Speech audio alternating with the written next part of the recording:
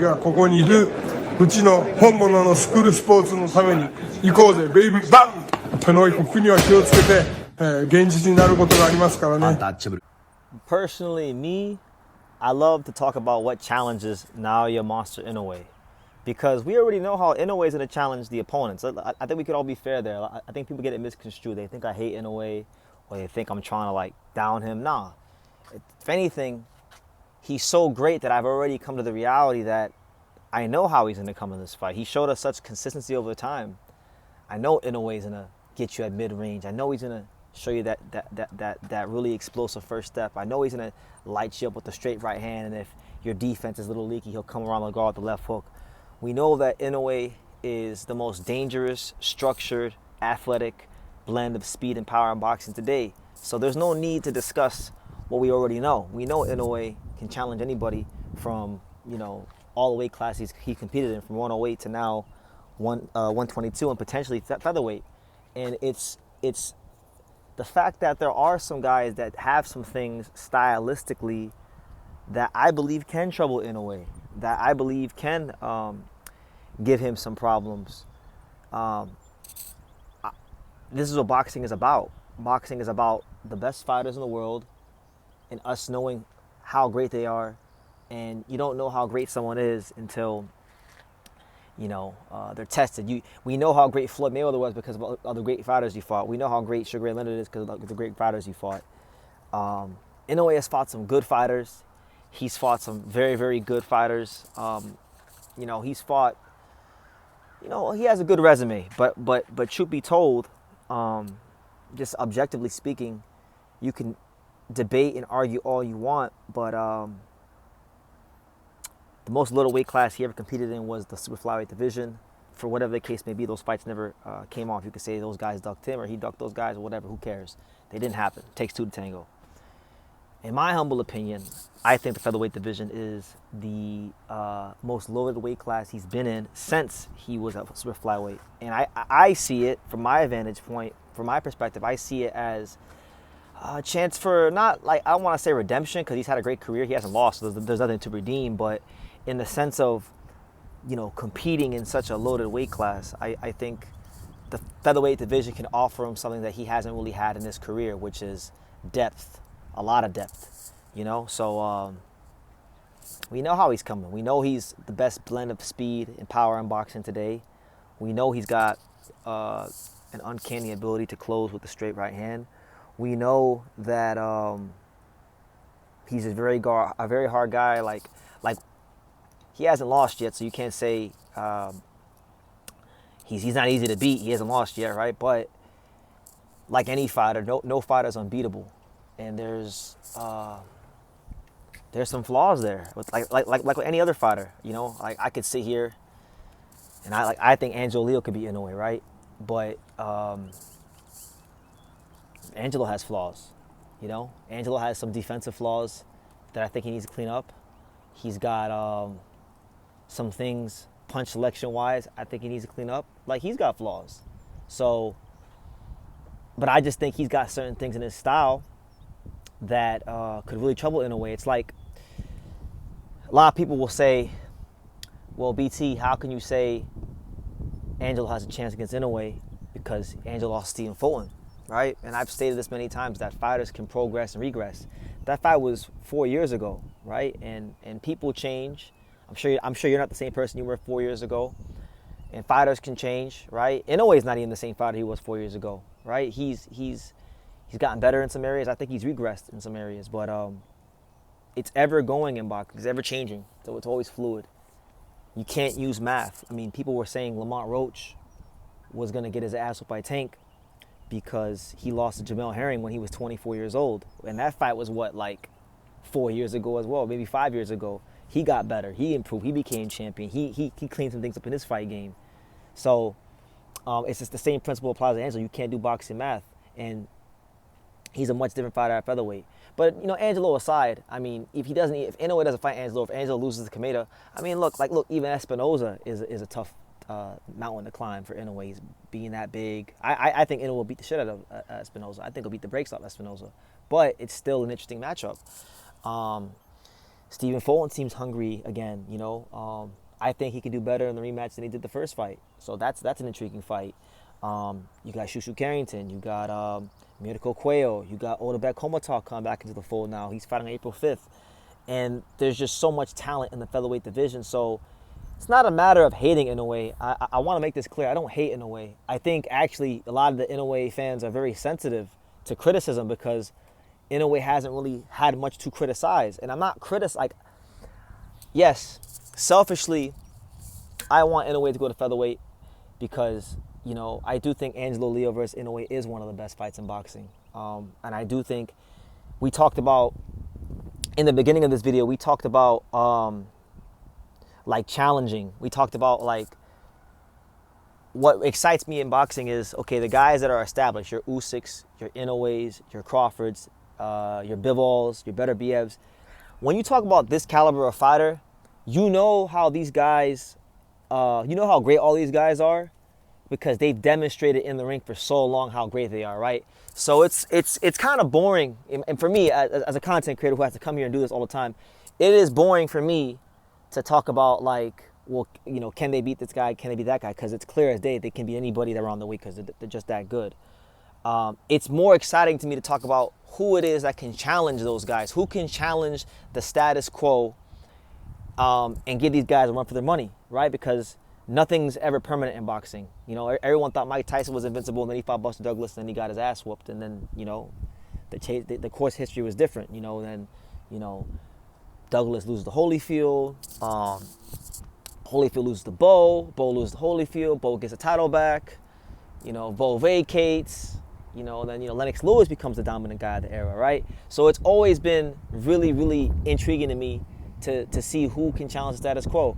It's even on a lesser scale, right? Because with Angelo, he's not on the Inoue level yet. He has to show more consistency in his career to even get on anywhere close to pound for pound list. He's not there yet, but I believe him to be a very great fighter, right? But still, even with him, I look at the guys in the rankings and I'm like, who do I think could give Angelo Leo the toughest test at featherweight? That's not a champion, right? If he can't unify, who's gonna give him the toughest test? And I'm looking at guys like Mirko Cuello, Komatov, Omar Trinidad's a potential guy that could be fighting him. So you're always looking at who can challenge the status quo and shake up the landscape, and that's what boxing's about. So I want to make it clear, I don't hate Inoue. I don't have anything against him.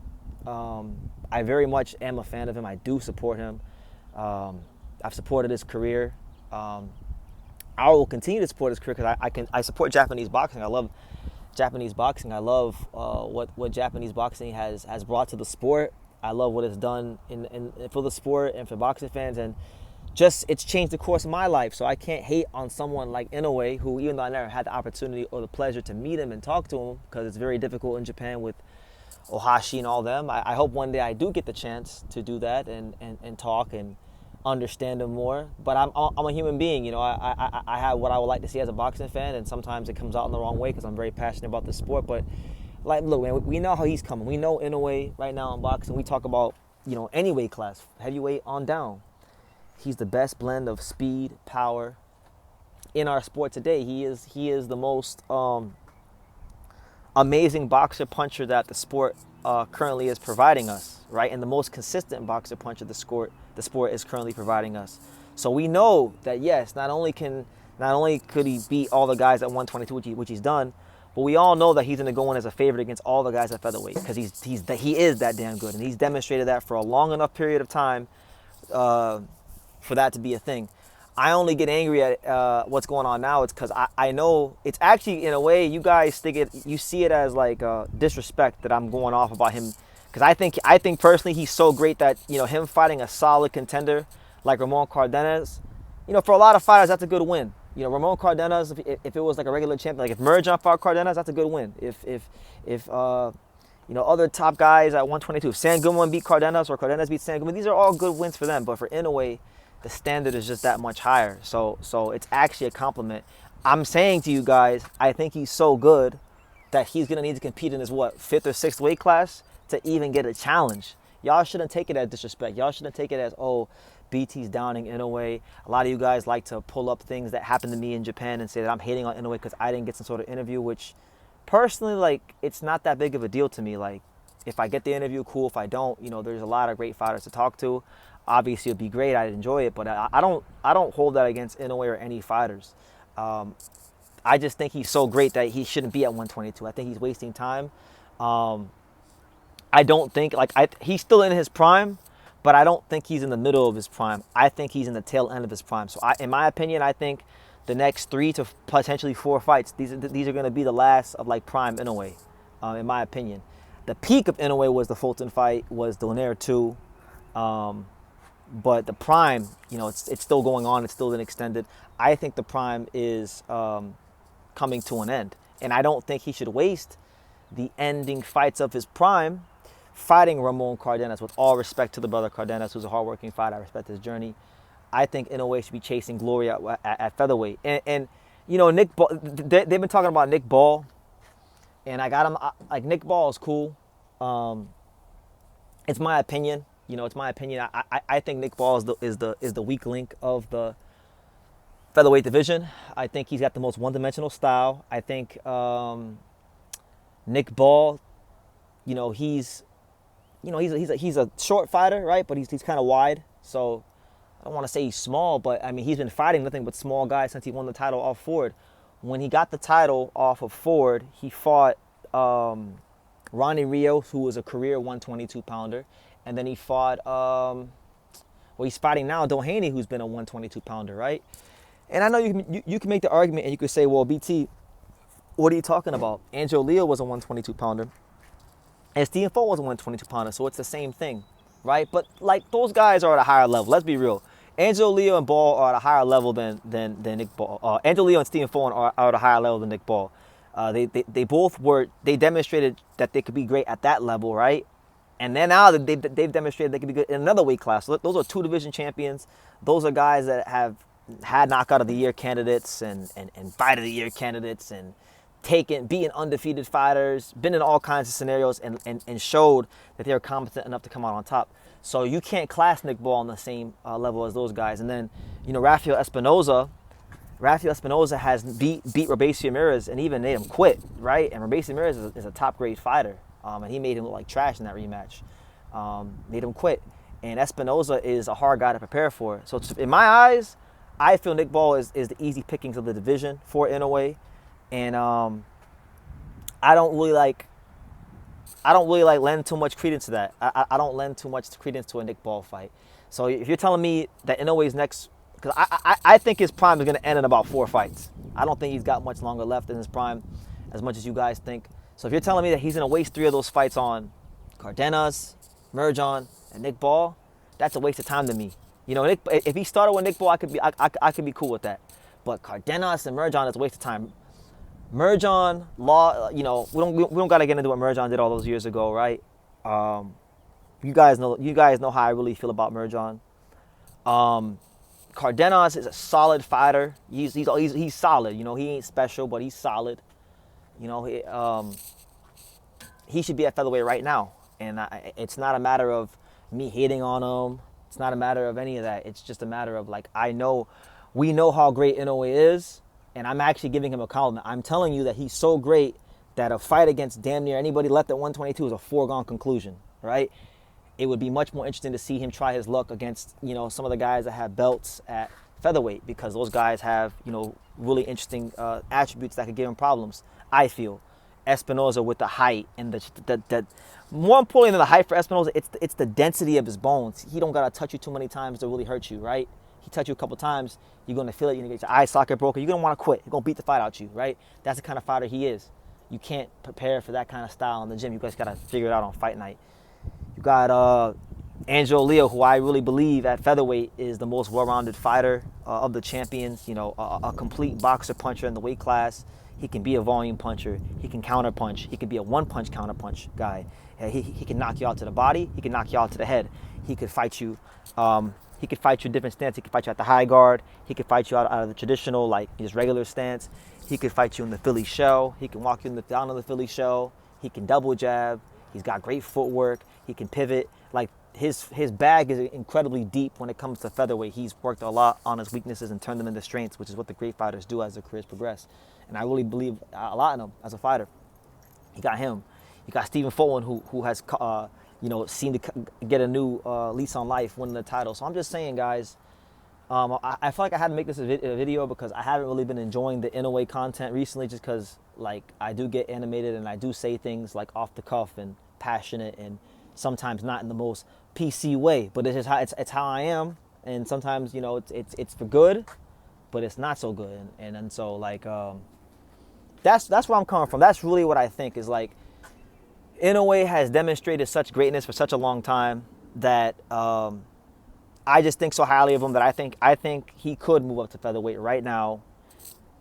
Get not just one, but a couple titles. Because I would say for sure, I think he beats Nick Ball. I think he beats Espinoza. I don't think Espinoza's toughest test. Obviously, out of respect and for the longevity he's had in the sport, I would make him a favorite against Angelo. But I've seen some things in his skill set that would be concerning for him if he does fight Angelo Leo. Like there's two fights that have happened in the course of boxing history that I feel as though would be like could play out this way in a way loss. Like I feel like if he fights Angelo and if he can take the Angelo power, then I feel like that fight could be like Seiya Tsutsumi versus Takuma Inoue, who's his brother. Angelo would out-volume him, and Inoue would get his shots off. He'd land, but the volume, the size, the strength, just not even the size. I don't want forget the size. Just the volume of punches, and the sheer relentlessness, and the educated pressure. Because Seiya Tsutsumi wasn't just pressuring Takuma; it was educated pressure. He wasn't easy to hit. Angelo can replicate that, and Takuma kind of has similar. He does have similar tendencies to his brother. How could he not? It's his brother. They're trained by the same person, which is their father, Shingo. If Inoue could take the power, I think if Angelo beats him by decision, it looks like that fight. If Angelo fights to the best of his abilities, oh my God, Inoue is in trouble. Inoue, it could be like Ricardo Lopez, Hideki Ohashi. A dynamic Mexican, or in this case, Mexican-American boxer puncher, just chopping up the Japanese style. And again, Ohashi is a mentor. Inoue promotes Inoue. They have some similarities in their style. Obviously, Inoue is better, more athletic, more dynamic. We get all these things. And of course, if I'm wrong and Angelo doesn't beat Inoue, right, then Inoue's just going to chop Angelo up and treat him like he's treated everybody else throughout the course of his career. But I don't think that'll happen. There's too many things I'm seeing, and I've been studying that fight for a long time now, where I just don't think like it would be that kind of one-sided fight. If he beats Angelo, I think it'll be a more competitive fight than people realize, than people expect.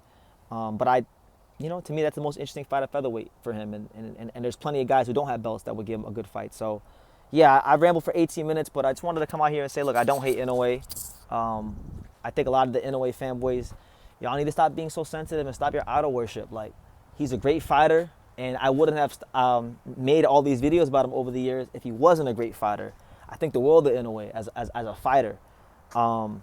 He needs to go to featherweight because these fights are a fucking waste of time, honestly.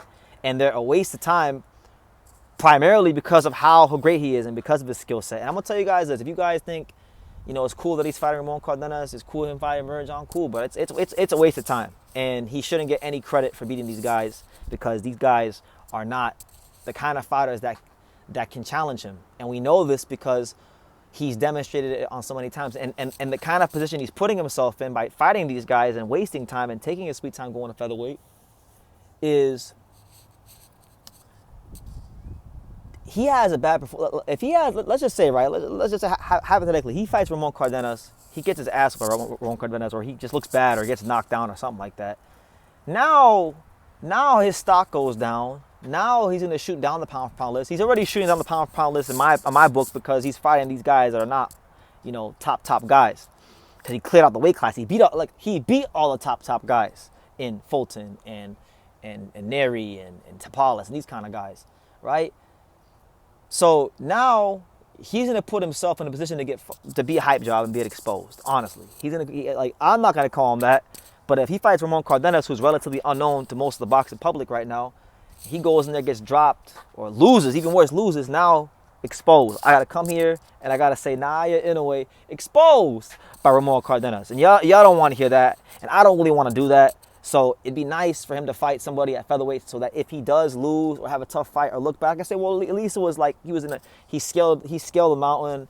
You know, he fought Rafael Espinoza, who's like a basketball player, you know, at this weight. He fought Angelo Leo, who's an accomplished fighter. You know, then it's okay. But all this Ramon Cardenas, no, this ain't cool, man. So that's where I stand. Thank you for watching another video on the untouchable True School Sports Empire. For more great boxing content just like this, make sure you guys click right over here. Keep watching my boy BT put on the best interviews out here.